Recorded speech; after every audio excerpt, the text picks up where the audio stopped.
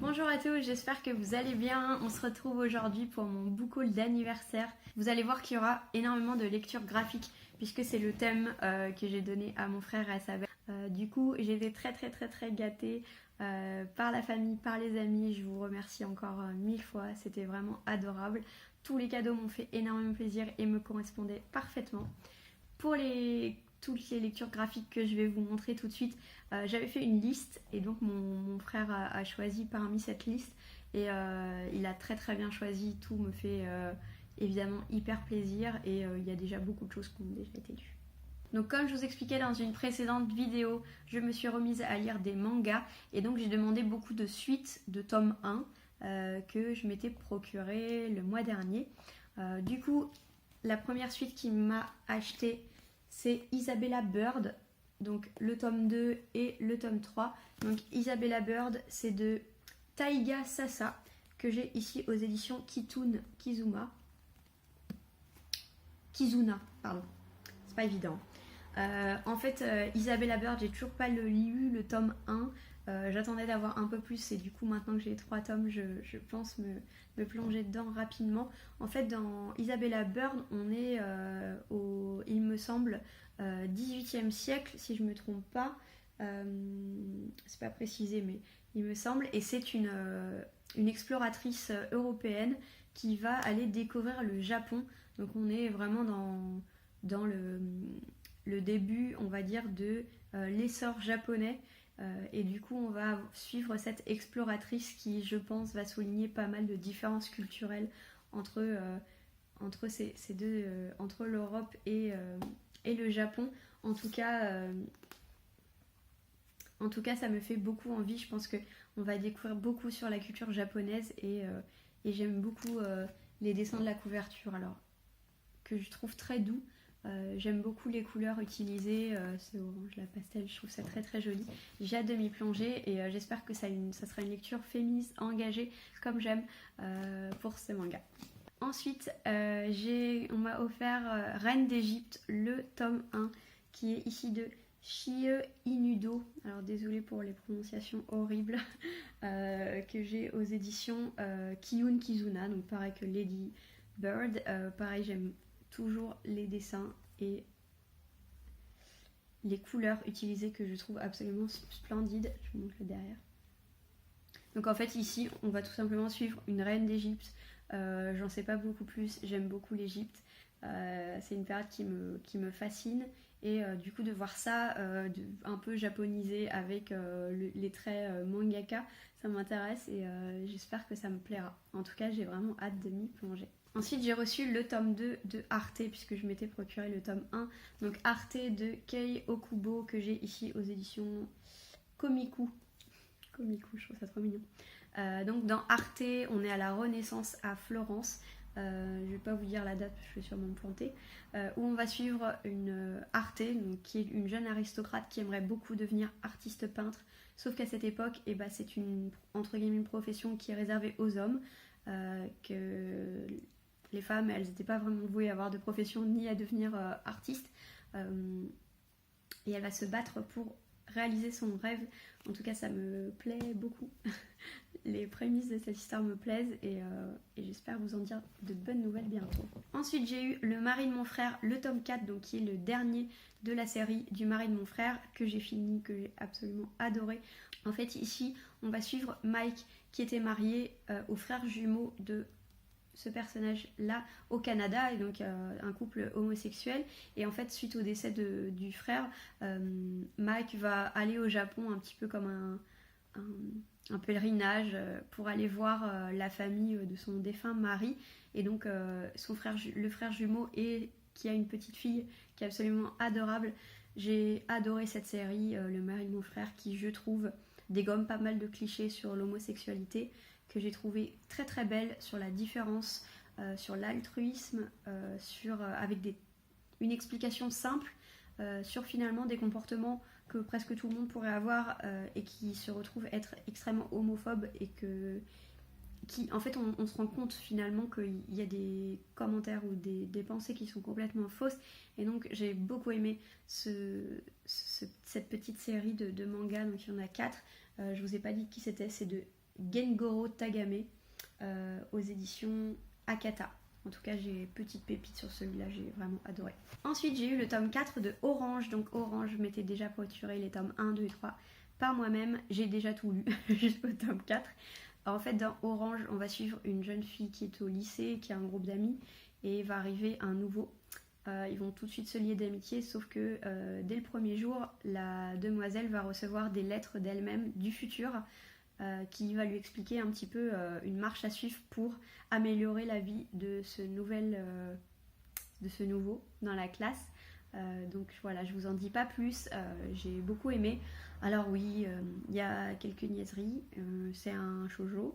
Il y a des choses qui m'ont pas trop plu, mais au global j'ai beaucoup aimé l'histoire que je trouve très mignonne et j'étais vraiment impliquée, donc il faut vraiment que je me procure le 5 et peut-être le 6, apparemment c'est pas obligatoire. Prochainement pour avoir le fin mot de cette histoire. Et le dernier manga qu'on m'a offert, il s'agit de Perfect World de Ryu Haruga que j'ai aux éditions Akata.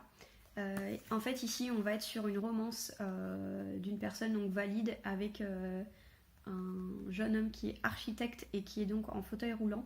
Alors ça m'intéressait beaucoup parce que moi certes je lis pas beaucoup de mangas, mais même dans la littérature on va dire jeunesse ou young adult ou même adulte, il y a le handicap n'est pas tant que ça, je trouve, présent.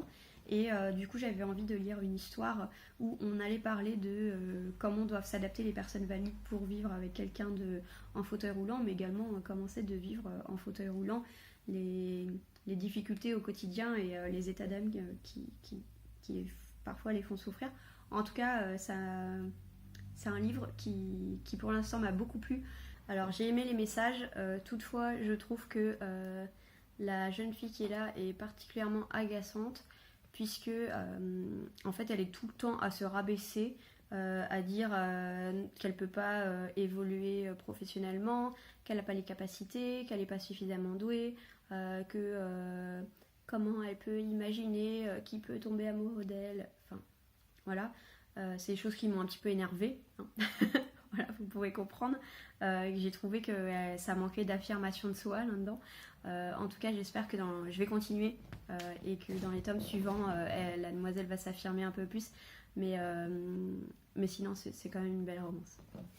Ensuite, on m'a offert Saga, donc le tome 1 de Brian V. K. Vaughan et Fiona Staples, donc que j'ai aux éditions Urban Comics, que j'ai déjà lu et déjà adoré.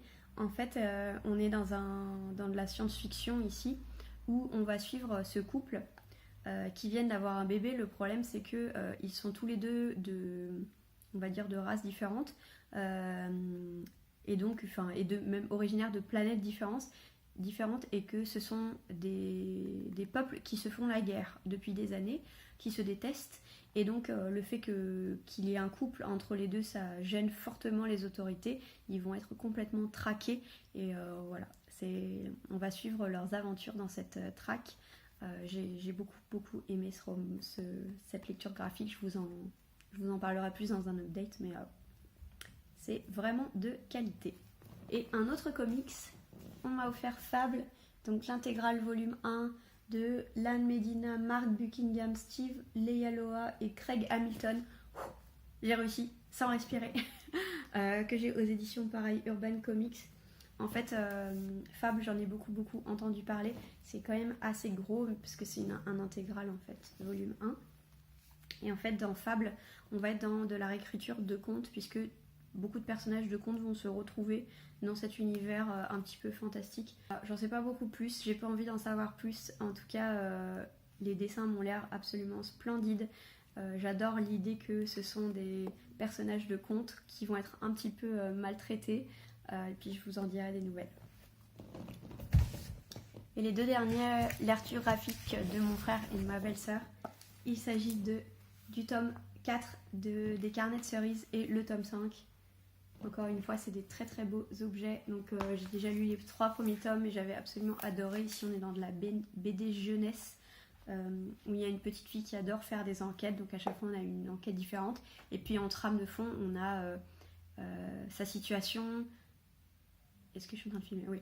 On a on a sa situation personnelle, l'évolution par rapport à sa maman. Et du coup, moi, ça me touche beaucoup. C'est très jeunesse, certes, mais en tout cas, moi, ça me parle. J'essaie de vous montrer. En tout cas, ce que j'aime beaucoup, c'est que à chaque fois, on a au début des pages du carnet de Cerise, en fait, donc un petit peu son journal intime qui fait réel, en fait, ce que j'aime beaucoup. Je trouve ça très très joli. Et après, on va vers donc, les pages dessinées. J'aime beaucoup les carnets de Cerise, j'ai hâte de lire ces deux derniers. C'est aux éditions collection Métamorphose et c'est de Joris Chamblin et Aurélie Néret pour l'illustration. Voilà. Donc je vous en dirai des nouvelles. Donc j'étais très très gâtée, encore merci. Ensuite j'étais également très gâtée par une de mes meilleures amies, Aurélie, je te fais un gros bisou. Si tu regardes cette vidéo, qui m'a offert 2 livres qui me faisaient très très envie.